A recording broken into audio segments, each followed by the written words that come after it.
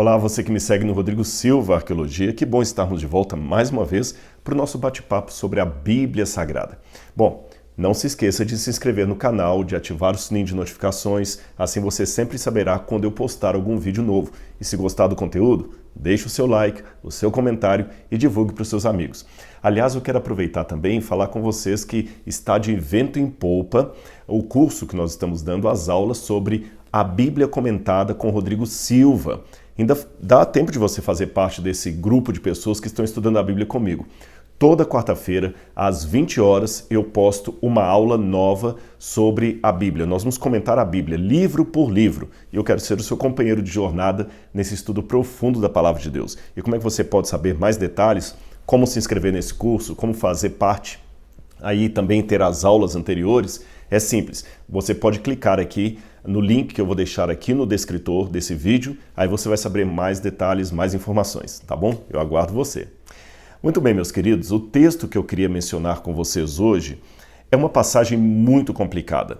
E eu acho que não seria nenhuma falta de rigor, pelo contrário, de rigor acadêmico, pelo contrário, é um grande ganho intelectual você admitir as dificuldades da área que você estuda. Isto aqui não é questão apenas de literatura bíblica, não. Quem lida com qualquer tipo de literatura do passado tem elementos que ainda trazem dúvida nos especialistas, que ainda são obscuros, não somente em relação a estudos literários, mas também em relação à história, em relação à ciência. Por exemplo, quantos problemas da física ainda quebram a cabeça dos especialistas. Quando você vai estudar, por exemplo, a física quântica, que muitas vezes as leis de Einstein não valem para a física quântica, e os físicos ficam tentando quebrar a cabeça ali, nem por isso desistem dessa área. Na psicologia também, como é que forma a consciência humana, qual é a origem de alguns traumas, ou seja, todas as áreas têm pontos obscuros que causam debate entre os especialistas e alguns ainda não chegam a uma conclusão definitiva. Esperamos, no caso, nesses elementos aí, novas evidências que possam esclarecer aquela problemática. Mas não podemos jogar fora toda a ciência, todo o ganho de estudo, todo o estudo histórico sobre aquela temática, apenas por alguns elementos que ainda são confusos ou debatíveis. Se assim é com as áreas do conhecimento humano, por que seria diferente com a Bíblia Sagrada? Embora se trate do livro de Deus, eu creio que a Bíblia foi inspirada por Deus, ela é um livro que foi escrita por seres humanos, matizada numa cultura que está distante de nós há milênios, numa língua diferente, numa sociedade diferente, numa forma de compreensão da realidade diferente, e nós temos que fazer um exercício hermenêutico de voltar até o passado e tentar entender o que eles quiseram dizer. Então nós lançamos mão de várias ferramentas aqui, como o contexto histórico, a comparação com outras literaturas afins, com povos vizinhos, uma leitura atenta do texto hebraico, ou aramaico, se for o caso, ou do grego, se eu estou falando do Novo Testamento. Enfim, nós procuramos, através de todas as ferramentas, ter alguma hipótese ou proposta, pelo menos, para resolver aquela passagem de difícil interpretação. E assim há várias na Bíblia. Uma delas, eu estou colocando esse preâmbulo aqui apenas para dizer porque algumas pessoas que simplificam demais a coisa. Parece que qualquer passagem de difícil interpretação da Bíblia, ele tem a resposta na ponta da língua, e eu acho que seria quase uma desonestidade acadêmica de minha parte não admitir aqueles pontos da Bíblia que eu também não tenho ainda uma opinião formada, tá certo? Eu tenho uma hipótese de trabalho com a qual eu uso para explicar até ter luz maior sobre aquele assunto, mas eu tenho que admitir que há partes da Bíblia que são obscuras para mim. E há algumas pessoas, infelizmente, que elas têm uma visão muito simplista. Não, vamos ler literalmente. Se é assim, acabou. E alguns pegam tanto para enaltecer uma pseudo-autoridade da Bíblia. Se a Bíblia falou, está falado, não preciso me aprofundar, não preciso pesquisar mais, tem que ir no texto como ele está, isso é perigoso. E do outro lado, aqueles que não aceitam a origem divina da Sagrada Escritura também pegam esses pontos polêmicos para tentar descartar a Bíblia ou já afirmar que eles sabem que ali é uma prova indelével de que a Bíblia é um livro ridículo, digno de ser questionado, e não é bem por aí, tá bom? Esta passagem que eu quero fazer referência hoje é um texto complexo realmente.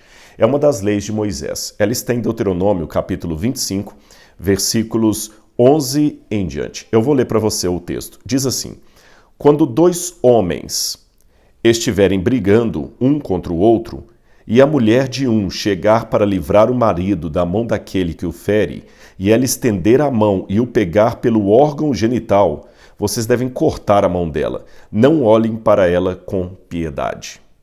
Bom, uma leitura rápida do texto aqui, como está na tradução em português, realmente causa uma situação embaraçosa. Em primeiro lugar, eu diria até injusta, completamente desumana. Imagine, dois homens estão brigando e uma mulher, no desespero, no afã de salvar o próprio marido, agarra a genitália daquele que bate no marido dela ou daquele que está indo contra a vida do marido dela e fere esse sujeito. Então, por causa disso, essa mulher deveria ter a mão arrancada. Realmente isso é desumano, misógino, tudo que você pode imaginar. Mas, como eu disse, nós temos que analisar o contexto. Hermenêutica é uma palavra-chave para você não chegar a conclusões apressadas por ler um texto fora de contexto.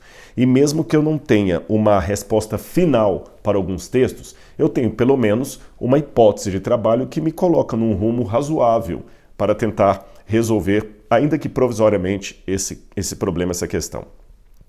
Em primeiro lugar, os problemas que nós temos aqui, além desse que eu já mencionei, que parece um texto tremendamente desumano, uma lei desumana, é que, olhando o espírito legislador dos livros de Moisés, ou seja, existe uma linha de legislação nesses livros que é perene. Existe uma linha aqui perene nesses livros. São livros judiciais ou livros de direito, livros legais. Essa linha ela é ferida por isso aqui. Em primeiro lugar, porque uma das leis que Moisés apresenta é a lei do talião, que também aparece no Código de Hammurabi. Aquela que diz olho por olho, dente por dente, mão por mão, pé por pé, como diz o Código de Hammurabi. Essa lei, é claro, a maior parte dos rabinos e exegetas cristãos entendem que esta lei, quer se tratando do Código de Hammurabi, quer se tratando da Bíblia Sagrada, não é uma lei literal no sentido que arrancou o olho, tem que arrancar o olho do outro, arrancou a mão, tem que arrancar a mão do outro. Não, embora o Código de Hammurabi tenha leis muito severas para crimes como o adultério, o roubo, o perjúrio e outras coisas mais, essa lei do talião, ela significa o seguinte, que você deve pagar com a mesma moeda ou a mesma quantidade do prejuízo que você causou, tá certo? E parar por aí. Eu explico a vocês por quê. Essa lei, como eu falei, do talião, ela é anterior a Moisés. Ela já tinha no Código de Hammurabi. Moisés a coloca, mas Moisés está pelo menos aí uns 300 anos depois de Hammurabi, aproximadamente 3 séculos depois de Hammurabi. Então Moisés vem depois. Esta lei do talião, ela tem esse nome, até não é o nome original da Babilônia ou do texto de Moisés. Ela vem do latim, talionis. Talionis significa em latim tal qual, tal qual. É porque naquela época, não só ali na região do Levante, de Israel, mas em todo o Oriente Médio, a começar da Mesopotâmia, havia muito a ideia, a cultura da vingança. E essa vingança corria o risco de ser interminável. Eu vou explicar para você num exemplo. Alguém vai e mata o meu irmão. Aí eu, para vingar a morte do meu irmão, vou lá e mato aquele sujeito. Aí o pai dele, para vingar a morte dele, vai e me mata. Aí o meu pai, para vingar a minha morte, vai e mata aquele homem. Aí o tio vem e mata meu pai. Se isto não tiver um limite, esta guerra de famílias pode ficar eterna e pode até causar uma ruptura num reino, uma tragédia num reino. Imagine 2 famílias brigando desse jeito na cidade de Lagash ou Ur. Imagine, uma briga e vai e mata um, daqui a pouquinho não tem mais ninguém na cidade. Então a lei do talião, a lei do Código de Hammurabi, depois de Moisés, ela colocou um limite na vingança. Olho por olho, dente por dente, mão por mão, pé por pé. Em outras palavras, se alguém veio e causou um prejuízo à minha família, eu tenho o direito legal de reclamar dele a indenização no valor exato daquele prejuízo. E a partir do momento em que o meu ato é um ato como eu diria, de compensação pelo prejuízo causado, o outro não pode agora querer vingança por isto. Eu acho que tem até algo parecido no direito brasileiro. Se algum advogado estiver assistindo e eu estiver falando bobagem, por favor me perdoe, mas eu acredito, passivo de erro, que no direito, da legislação brasileira também é assim. Você não pode processar alguém porque processou você. Senão não tem sentido isso, né? Se eu processar alguém por qualquer razão, aquela pessoa não pode agora me processar porque eu o processei. Aí imagina, ele vai me processar porque eu o processei. Aí eu pego o processo, que não acaba nunca isso. Então, essa é a questão. O sujeito veio e matou meu irmão, eu vou lá e mato o irmão dele e acabou por aí. Quando eu matei o irmão dele para compensar a morte do meu irmão, eu apenas estava legalmente usando uma vingança legal de acordo com as leis da época. Então agora ele não tem o direito legal de me matar por ter matado o irmão dele, porque essa morte que eu causei ao irmão dele foi uma morte para compensar a morte que esse irmão dele causou ao meu irmão. Alguém veio aqui e matou uma vaca minha, eu tenho lá o direito de pegar uma vaca dele para repor a minha. Seria mais ou menos isso, tá bom? Esta lei aqui de Deuteronômio 25, 11 e 12, ela fere a lei de igualdade, a lei do talião, porque ela é muito descompensada. Veja bem, a mulher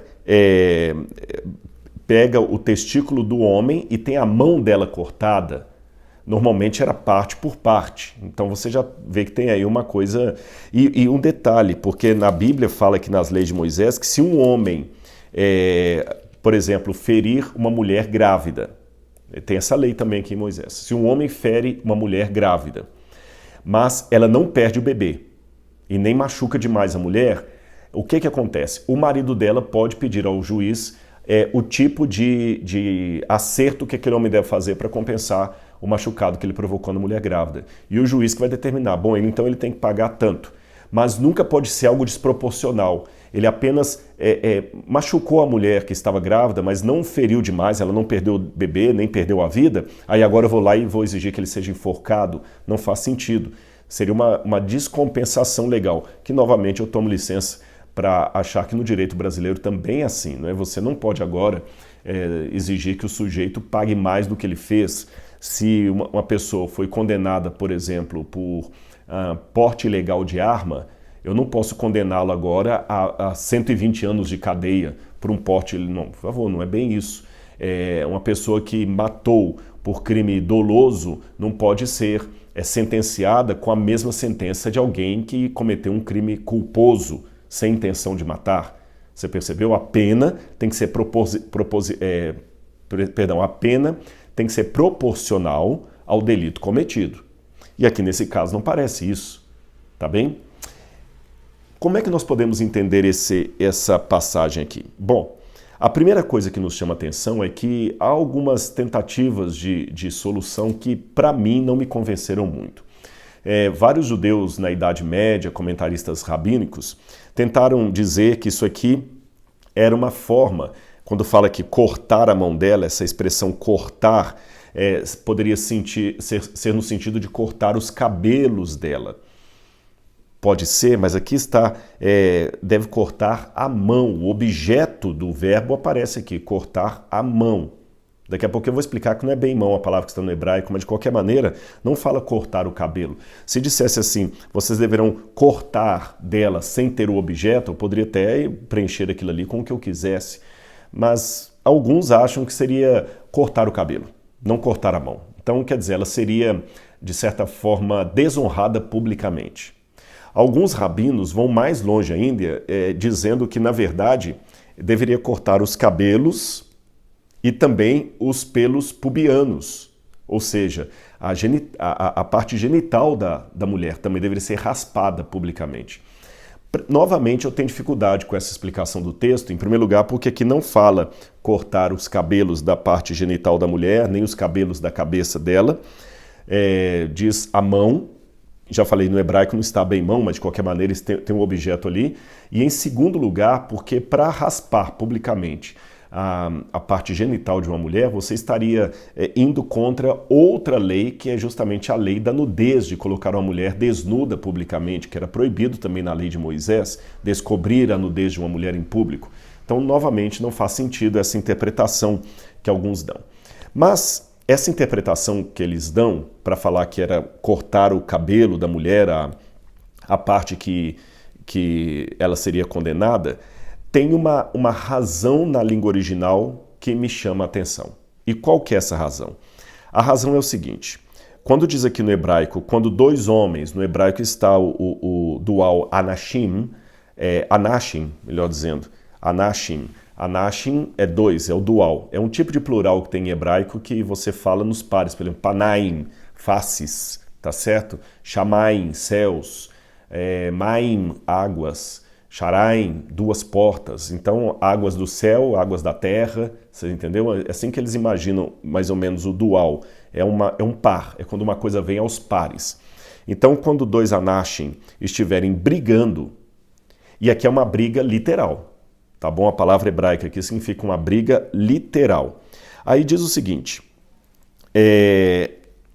um contra o outro, e a mulher pegar para livrar o marido da mão daquele que o fere, e ela estender a mão. Aí quando fala a mulher estender a mão, a palavra hebraica é yad. Yad significa a mão mesmo, yad, tá bom? A mão, yad. A mulher estende a yad para pegar o órgão genital. Aí diz, vocês devem cortar a mão dela, aí traz a palavra kaf. Kaf não é bem mão. Kaf significa planta, palma. Pode ser, por exemplo, a planta dos pés ou a palma da mão. Então, em hebraico, isso aqui é yad, tá bom? Agora, isso aqui é kaf. A sola do pé também é kaf. Então, o que o texto original, e nesse ponto eu acho que os tradutores poderiam ter melhorado a tradução aqui, colocado realmente a planta, a palma da mão ou a planta do pé, ou pelo menos uma nota de rodapé explicativa aqui, ajudaria, porque a palavra não é a mesma no hebraico. Repito, quando está descrevendo o ato da mulher, diz que ela com a mão, yad, pega a genitália do opositor. Mas por isso deveriam cortar a kaf dela, que é justamente a palma da mão. Pelo fato de aparecer a palavra kaf, que significa palma da mão, planta do pé, coisa lisa, que alguns chegaram à conclusão que deveria cortar o cabelo dela, até deixá-la careca em público, que era uma grande forma de desonra para a mulher, ou os pelos pubianos, pegar ali a parte genital da mulher também e raspar em público, que eu falei que não faz muito sentido para mim isso. Mas eu devo chamar a atenção para essa diferença no hebraico, porque quando isso aqui foi escrito na lei de Moisés, se usou duas palavras distintas, é porque havia um motivo para isso, tá bom? Outra coisa que me facilita para entender um pouco isso é o contexto no qual essa palavra aparece, esses versos aqui aparecem. Eles estão no contexto maior de Deuteronômio 25, versos 5 até o 10, que fala da lei do levirato. O que ela era a lei do levirato? Era muito importante naquela época, pelos critérios sociais da ocasião, que um homem deixasse descendentes. Um homem que não deixasse uma prole, descendentes que perpetuassem o seu nome, era um homem que estava desonrado. Lembram da aflição de Abraão para ter um filho a todo custo, a ponto até de ter filho com a empregada lá, com Agar, e que deu uma confusão danada, e ele pedindo uma promessa a Deus e tudo mais, um filho. Um homem sem filhos é um homem realmente desonrado. E a lei do levirato propunha justamente o seguinte: quando uma mulher ficava viúva, morreu o marido, era obrigação do cunhado casar com a cunhada para que, à medida que ele a engravidasse, os filhos que ela tivesse fossem considerados legalmente filhos do marido dela. Esta lei do levirato, ela acaba, assim, pelos conceitos da época, né, pelos padrões da época, acaba causando uma proteção da mulher, porque uma mulher viúva era uma mulher fadada à prostituição ou à mendicância, virar uma esmoleira, alguma coisa assim, ou ficar realmente vivendo de necessidade. Então, uma mulher viúva naquela época era como uma criança órfã nos dias de hoje, uma criança órfã. Então, se a mulher ficou viúva, ela não ia ficar desamparada, porque o cunhado teria que desposá-la, tá bom? E a memória do morto também não ficaria apagada, porque o cunhado deveria dar filhos para ela, mas aqueles filhos que ele teria com ela seriam legalmente filhos do que morreu. E assim perpetuaria, era uma forma legal de resolver isso. Tanto é que na Bíblia você tem o caso do crime de Onã, que ele teria que, com a sua cunhada, depois de casado, é claro, suscitar descendência para o seu irmão, mas a Bíblia fala que na relação sexual ele lançava o sêmen em terra para não engravidar a cunhada. que era uma coisa terrível. E quando você não engravida a cunhada também, toda a propriedade que o seu irmão deixou pode ser sua. Entenderam? Não vai ficar para o descendente dele. Então o camarada era um espertalhão ali. Mas voltando à lei do levirato, então ela tinha esse conceito. Agora, o cunhado, ele não era necessariamente obrigado a casar com ela. Mas ele poderia ser desonrado se não cumprisse essa obrigação. Aí você entende por que durante esse período Deus tolerava a poligamia. Porque às vezes o sujeito ele já era casado e o irmão morreu, deixando a cunhada viúva.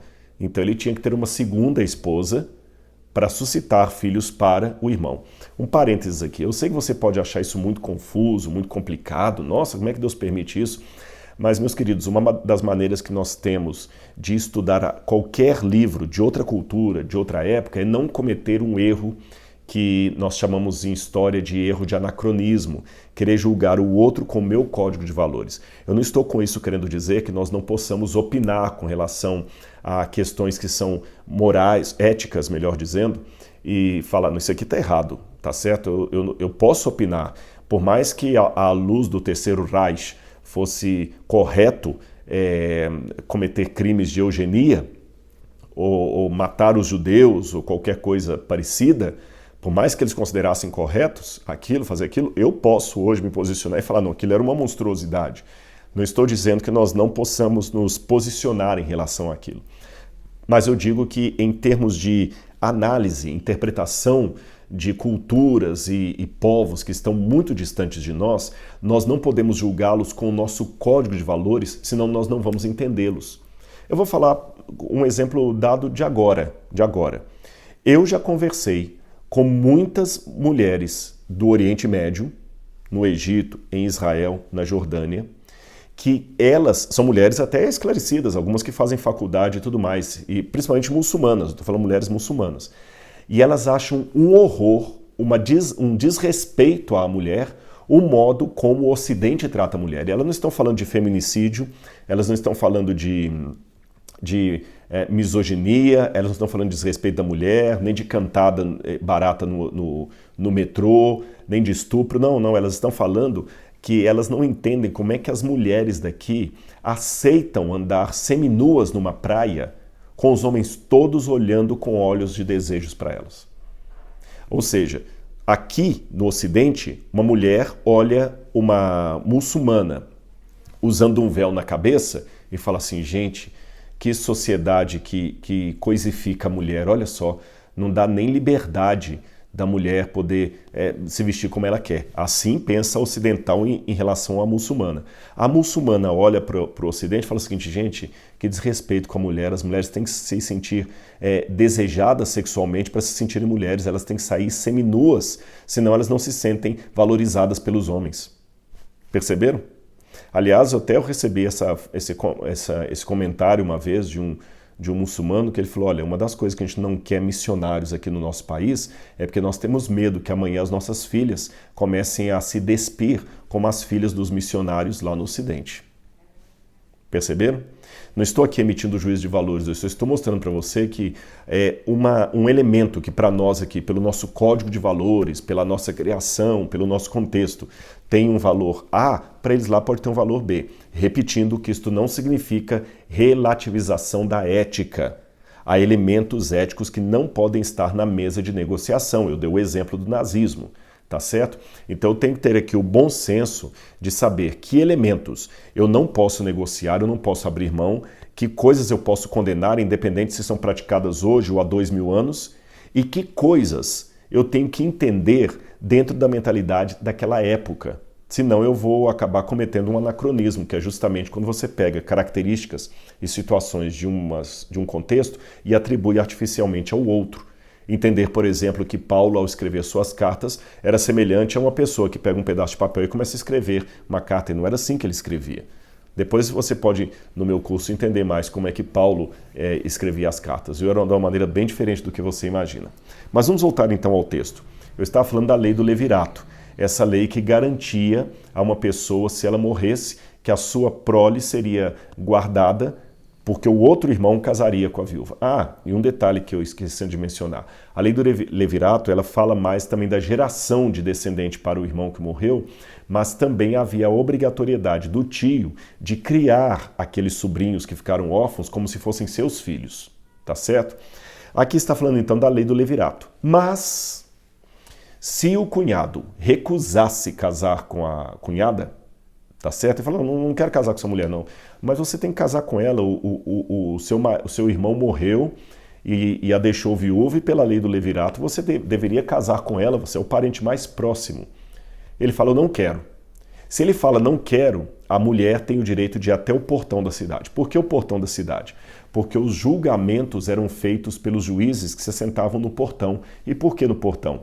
Desde aquela época já tinha claro que o direito teria que ser um evento público. Para que o direito tenha validade, ele tem que ter publicidade.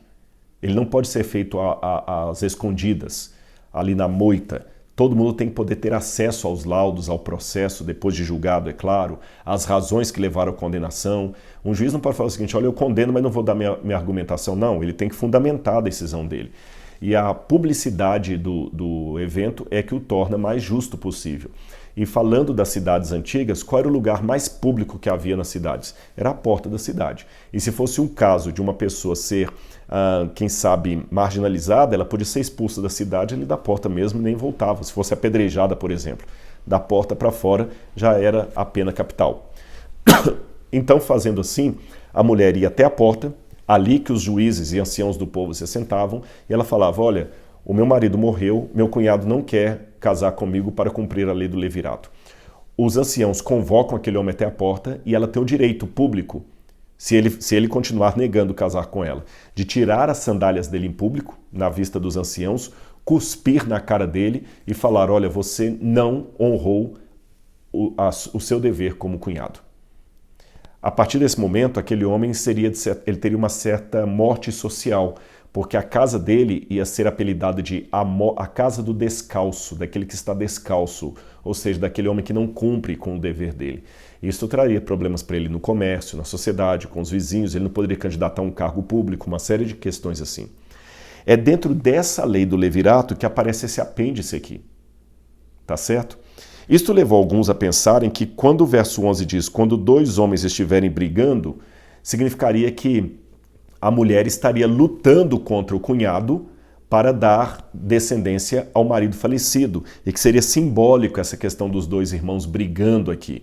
E significava, portanto, que ela não podia fazer o cunhado cumprir a lei do levirato a qualquer custo, tá certo? Provocando nele, por exemplo, uma lesão que ele não pudesse mais ter filhos. Alguns pensam assim. Bom, embora pareça razoável, alguns comentaristas vão para esse lado, a minha dificuldade com esse texto é que aqui parece que os dois irmãos estão vivos. E a briga deles é uma briga física, não é uma briga de debate, é uma briga física, tá certo? O outro problema que eu tenho aqui é que em nenhum lugar da lei de Moisés existe a determinação de amputar membros do corpo como pena por algum crime cometido. A não ser que você interprete o olho por olho, dente por dente, mão por mão, como sendo literal que a pessoa tem que cortar a mão. Mas eu falei que a maioria absoluta dos comentaristas não entendem isso como sendo literal, eu também não. Então nós não temos na legislação mosaica nenhum lugar, exceto este, em que prescreva-se a amputação de um membro do corpo para fazer jus a um crime cometido. Não faz parte do gênio da literatura da legislação mosaica, tá certo? E também não faz parte do gênio da legislação mosaica colocar símbolos. Então eu acredito aqui que são duas situações de briga real. A hipótese que eu uso para resolver esse texto aqui, portanto, irmãos, não é uma hipótese assim que resolve para longe de qualquer questionamento, mas é como eu interpreto essa passagem. Eu pego como base o verbo e a conjunção que aparece justamente aqui, a preposição, fala assim, vou ler para vocês o texto. Quando dois homens, anashim, estiverem brigando um contra o outro, e a mulher de um chegar para livrar o marido da mão daquele que o fere, e ela estender a mão e o pegar pelo órgão genital. Bom, aqui eu tenho algumas questões. Em primeiro lugar, que é muito difícil imaginar uma mulher com dois homens brigando, e eles usavam saiotes ou túnicas. Como é que uma mulher com dois homens brigando conseguiria agarrar o órgão genital de dos homens, do oponente ali? É um negócio meio difícil de imaginar a cena. Tá certo? Eles não estavam nus, estavam brigando ali de tenda, rolando. Como é que ela vai, na briga ali, conseguir pegar o órgão genital desse homem e pegar com tal força que causa uma lesão nele? É um negócio que não faz muito sentido, tá certo? Segundo lugar, ela podia atacar o oponente do marido dela de várias maneiras. Ela podia pegar uma pedra e jogar na cabeça dele, ela podia pegar um pedaço de pau e bater na cabeça dele, ela podia entrar na luta corpórea com ele junto com o marido. Se a lei estivesse apenas penalizando uma mulher que ia tentar defender o marido numa briga, essa lei colocaria o seguinte: qualquer mulher que entrar na briga e causar dano ao homem, de qualquer forma que for, ela será punida. E não é o caso. Falo de pegar o órgão genital. Você percebe? Pegar o órgão genital. Isso aqui me chama atenção. Não parece ser uma coisa literal, que ela vai lá e consegue pegar o órgão genital. Aliás, até eu me lembro aqui que tem uma lei da Assíria, do reino da Assíria. Existe um código, ele está quebrado na última parte, mas fala assim, de uma mulher que numa disputa causar danos ao testículo de um homem. Se ela apertar o testículo de um homem e causar dano num dos testículos, ela vai ter um dedo arrancado, porque ela causou danos ao testículo daquele homem. Se ela causar danos aos dois testículos, aí é a parte da lei que está faltando. A gente não sabe bem o que está ali, mas na Assíria tem alguma coisa nesse sentido. O contexto dessa lei da Assíria parece uma situação em que uma mulher está deitada tendo relações sexuais com aquele homem de alguma natureza. Não é uma situação que ela atacou os testículos dele para se defender ou para defender alguém. Então esse texto da Assíria pode me lançar uma luz sobre aqui, tá certo? Segunda coisa que me chama a atenção. Você tem na Bíblia uma postura muito interessante que quando alguém ia fazer um juramento, ele ordenava a pessoa que colocasse a mão ali, justamente na coxa dele, perto da genitália. Nós temos isso, por exemplo, no que diz respeito a Abraão, quando ele vai pedir ao seu servo para poder ir buscar uma esposa para Isaac, tá certo? Abraão faz com ele um trato. Quer ver? Eu vou ler para vocês aqui, Gênesis capítulo 24, deixe-me ver aqui, só um segundinho, Gênesis capítulo 24, aqui ó, verso 1 e 2. Abraão já era velho, de idade bem avançada, e o Senhor lhe havia abençoado em tudo.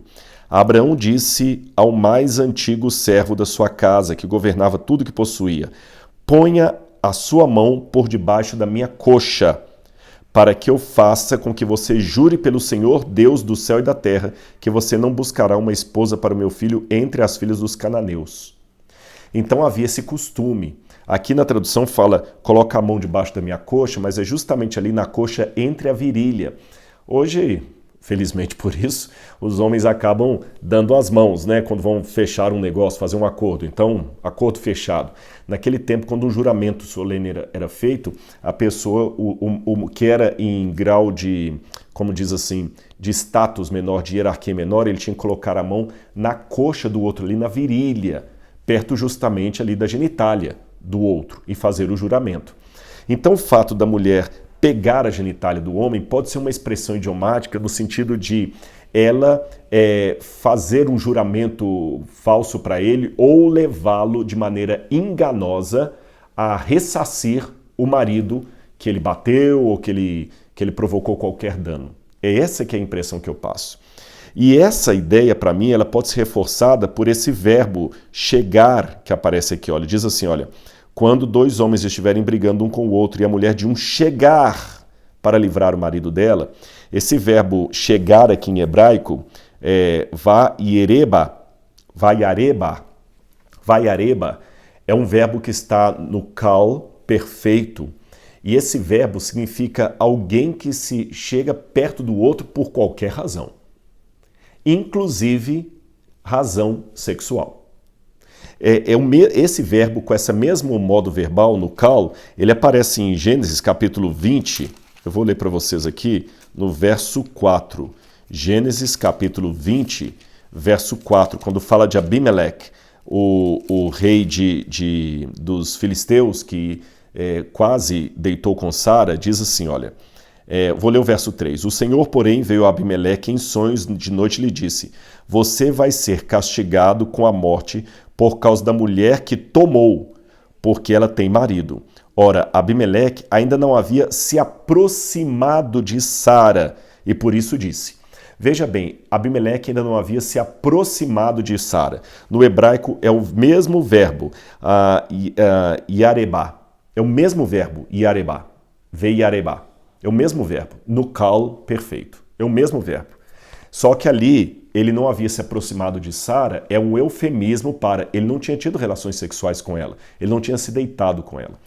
Então, a partir disso, eu entendo que quando houvesse uma disputa entre dois homens e um estivesse prejudicando o outro, e a mulher, para vingar do marido, usasse de qualquer tipo de subterfúgio para causar dano no opressor, ela seria punida. E como é que ela podia usar algum subterfúgio? Bom, para ela atacar justamente a genitália dele, ela poderia, letra A, se eu entender essa genitália como sendo uma referência ao juramento, ela pode, através da sedução, obrigar aquele homem a fazer um juramento que o engana. Sabe como hoje algumas pessoas que conseguem a assinatura do outro aí numa procuração e depois toma tudo que o outro tem? Ela pode, de repente, através da sedução, levar aquele homem a fazer um juramento ruim. Ela coloca a mão na coxa dele, como o servo colocou de Abraão, e fala o seguinte, jura que você vai fazer isso por mim. E ele acaba jurando. E aí ele acaba jurando, mas ele jura a partir de um engano que ela fez nele. Ou outra opção, ela poderia estar seduzindo, deitando-se com ele. Então fala assim, ela se chegar, ou seja, chegar perto do outro, a ponto de ter acesso às partes íntimas dele. Ou seja, ela ia vingar o dano que aquele homem causou ao marido, mas ela ia vingar do modo errado. Ela ia vingar através da sedução, através do engano, através do sexo proibido, ela talvez ia deitar com ele, ela ia fazer qualquer coisa para ter o direito dela. Se assim for, faz sentido que uma lei seja tão severa. E a expressão cortem a mão dela, perdão, vocês devem cortar a mão dela, que eu falei com vocês que aqui não é yad, é kaf, pode ser também uma forma de falar o seguinte, deem um corte aqui na palma da mão dela ou no pé dela, caso ela tenha chutado a genitália do outro, quem sabe, por exemplo, ela, para poder vingar do marido, ela dormiu com aquele homem ali, o seduziu e quando era de noite ela foi e deu uma pesada ali na parte genital dele para que provocasse muita dor e ele não conseguisse mais ter filhos, o que era uma desgraça para ele. Então ela estaria fazendo vingança da forma errada, por isso ela deveria ser severamente punida. Essa seria a explicação que eu dou para essa passagem. Então, na minha compreensão, o que a lei mosaica está proibindo é o seguinte, se houver duas disputas entre dois homens, a mulher de um deles não deve se achegar para vingar o marido através de meios escusos que não sejam legais. E se ela fizer isso, ela será severamente punida. É mais ou menos como se hoje alguém tomado de raiva porque o sujeito foi lá e estuprou a filha dele, ele compra uma arma, vai lá e descarrega na cabeça do camarada. Ele não tem o direito de fazer isso. Por mais que a gente possa compreender a raiva de pai, a sede de vingança, a dor de ter tido a sua filha estuprada, mas ele não pode fazer justiça com as próprias mãos. E essa mulher estaria fazendo justiça com as próprias mãos e de uma maneira completamente ilegal. Por isso ela seria severamente punida. Essas formas de punição do Antigo Testamento podem ser um pouco duras, mas, novamente, elas respeitam uma forma legal que assusta o brasileiro, mas é comum em outros países. Por exemplo, nos Estados Unidos da América, o direito lá costuma ser um direito exemplar. O que é o direito exemplar? O do Brasil não, o do Brasil é retributivo. O que é um direito exemplar? Vamos supor que um sujeito ele está trabalhando num supermercado americano e por causa de uma falha de segurança do supermercado, ele cai e quebra a perna. Ele pode processar o supermercado e o supermercado vai ter que pagar, às vezes, $1 milhão de indenização para ele. É caro demais. Se um sujeito dirige um carro e o airbag estoura por um erro de fabricação, ele pode processar a montadora e ganhar aí $1 milhão, $2 milhões tranquilos. Tranquilo. Por quê? Porque na mentalidade do americano, o direito é exemplar. Eles vão taxar aquela empresa em $2 milhões para ela aprender a lição e não querer que o erro dela se repita com o outro, porque senão o prejuízo vai ser grande. Então, o direito é exemplar. No Brasil, com a filosofia do enriquecimento ilícito, jamais um sujeito ganharia $2 milhões porque o airbag do carro explodiu acidentalmente com ele. Ainda que ele ganhe na justiça, talvez eles vão pagar para ele, se muito, quem sabe, aí uns R$10 mil, R$20 mil, ou se for muito bom o advogado, ele vai conseguir um carro novo da empresa, mas não vai mais do que isso. Alguns dizem que é por isso que muitas empresas no Brasil acabam não se preocupando em serem levadas na justiça, porque, em primeiro lugar, elas sabem que daqueles que reclamam, uma minoria, de fato, leva o caso adiante. E daqueles que levam o caso adiante, o juiz vai indenizar lá o sujeito, se ele teve um prejuízo porque o celular dele explodiu no bolso e queimou a calça dele, o juiz vai mandar que a empresa indenize talvez em R$3 mil. E para ela é muito mais fácil pagar R$3 mil para uma meia dúzia que entra na justiça contra ela, do que fazer um ajuste no maquinário para que aquele erro não aconteça de novo. Então você viu a diferença da filosofia do direito americano, que é exemplar, e a do Brasil, que é retributiva. O direito bíblico, ele é exemplar, ele é duro para servir de lição, para que ninguém mais cometa aquilo, tá certo? E de certa forma também retributivo, naquele sentido que a pessoa não pode pagar mais do que ela fez, naquele que eu falei com vocês da lei do talião, né? Mas ele é exemplar. Ele é exemplar também, ele é muito pesado nesse sentido. Bom, pessoal, essa é a minha explicação sobre essa passagem, eu espero ter ajudado pelo menos a dar um rumo. É assim que eu enxergo essa difícil lei de Moisés. Então, um grande abraço para você e a gente se encontra no próximo vídeo. Tchau, tchau.